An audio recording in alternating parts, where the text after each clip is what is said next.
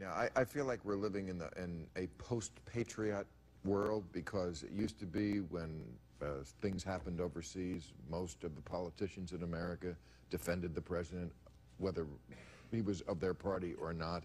But we had CPAC last week. That's the Conservative Party. What does it stand for? Conservative? Political Action. Political Action Committee. Anyway, it's all the wannabes for president and the talk radio feces throwers and anybody... The lunatic fringe, who, by the way, is the base of that party and who votes. Okay, so most of them were clamoring for us to get involved in Crimean War II, and you know how Obama's a pussy for not taking on the Ruskies. But the guy who won the straw poll was Rand Paul, the one guy who says quite the opposite, like his father. He is for not having an American empire. That's the thing I love about the Pauls.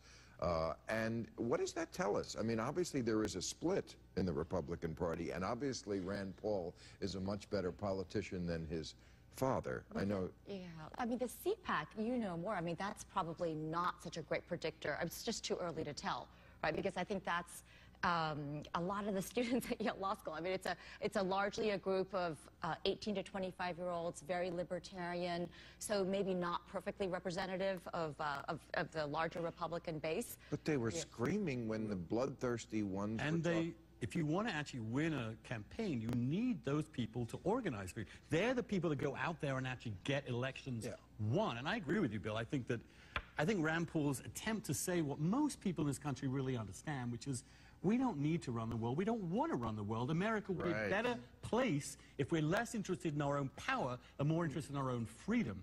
And I think he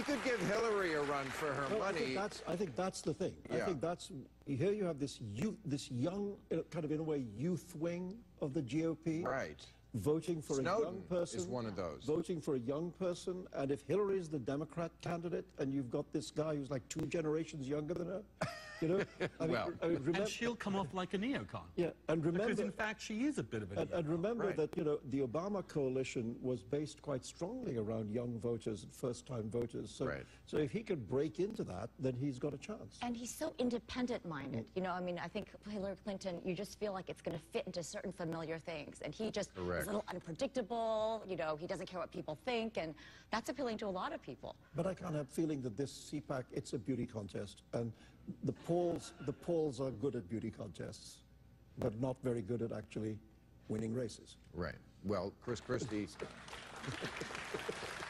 did win the swimsuit competition this year at CPAC, and Ted Cruz won Miss Congeniality.